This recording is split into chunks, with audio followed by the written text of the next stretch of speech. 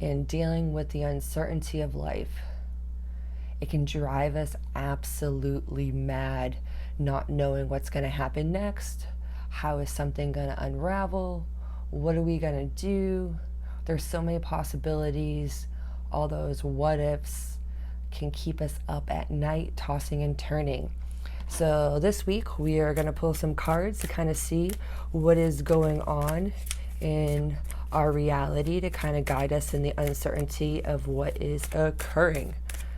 So the first card this evening, to deal with the madness of the unknown. The oppression that we feel. Now, when we have the Ten of Wands, we're feeling that Saturn energy in Sagittarius. That's going to be really taking that adventure and that exploration and really stifling it with responsibility, law, and order, getting our ducks in a row. So at this point in the junction of our uncertainty, the best opportunity is to put to rest what no longer serves you. Let it go. Let the matter end. Let it be. Stop trying to drag it forward. It's oppressive and it is stifling your growth from being able to be present in the moment. When we're in this place of oppression, we can start to feel a self-imposed imprisonment of our mental and emotional states of being. And we can start to feel like we don't have that freedom of choice because we feel like everything is super, super oppressive and keeping us from our freedom. The Ace of Cups is coming up to say that this is a fortunate time, even if we feel like everything is super awful or super oppressive, as the Ten of Wands reminds us. The Ace of Cups is letting us know that our emotional intuition is going to be the best bet in guiding us into the next step forward. If we are following our heart center and not allowing our ego to guide what the next step should be, we should find a lot more peace, or the ability to maybe take a step and kind of look around to see if there is another option that we weren't considering previously.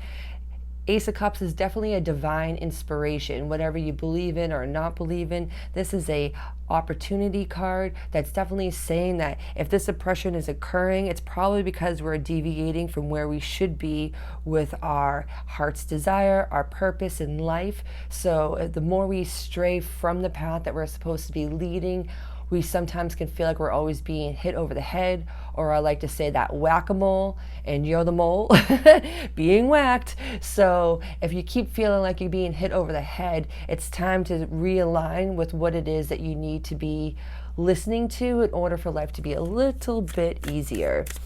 And as we draw our last card from this deck, let's see what that uncertainty has to say. Oh, the cruelty of when we are uncertain. This is definitely interesting. We have a 10 for the Ten of Wands, and then we have an Ace, and we have a 9. So this becomes a 10. So this is saying that we are in a time of completion. This isn't the feeling of we're starting all over again. I can't believe we're doing this all over again. The cruelty is feeling like we're still stuck in the same loop, that it's always the same day. It's Groundhog's Day over and over. So the Nine of Swords is saying that as we're going through this oppression of this uncertainty, it is time to find some self-love. It is to find a way to speak to ourselves silently with compassion and kindness. Because when we are sitting there in uncertainty and we keep shaming how much we have fucked up, we've done this to ourselves, I can't believe I'm in this situation, when we continue to berate ourselves with negativity, the oppression and the uncertainty is going to drive us mad.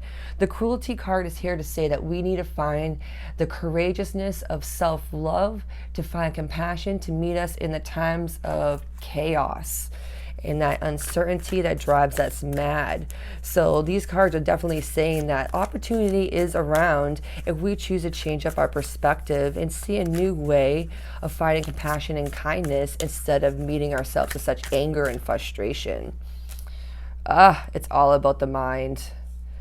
The mental aspect of what is controlling our uncertainty is super, super important. This mental aspect is letting us know that we control how we perceive the uncertainty. The uncertainty could be an adventure. We could look at this as an experience that keeps us on our toes, that's going to teach us new wisdom that we would have never chosen for ourselves.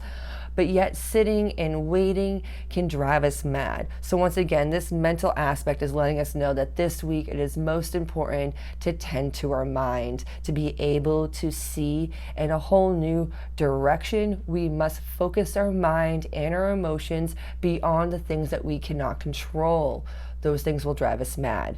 So per usual, we have two spirit animals guiding us this week to kind of help us navigate this time of uncertainty.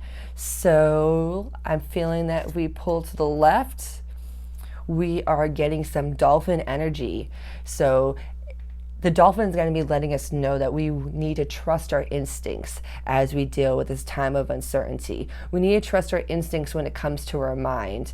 We need to trust what our heart is telling us over the naysaying, self-doubting, self-sabotaging ego influence. We need to find the good in every situation. We need to bring that pink into that purpose of despair, like that lightheartedness. Pink is such a fun, lighthearted color. It's a great way of using color to brighten up our mood. So if we're feeling like everything's a little bit drab, find something beautiful to look at. Actions speak louder than words. So Dolphin is saying, please cue into your environment. If something is uncertain, if someone's acting in a certain way, take that as the information you need.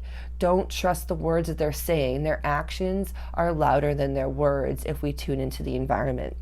If you're feeling the spirit animal message to the right, ooh, we have the otter.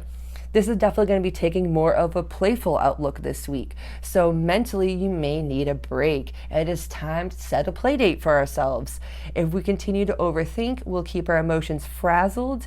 And the otter is here to say, let's have some fun. Let's have some sociability in our life. Let's go have lunch with a friend. Let's be creative.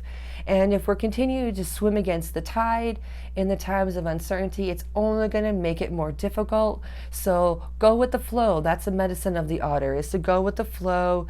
Allow yourself to lighten up and find that laughter in the situation.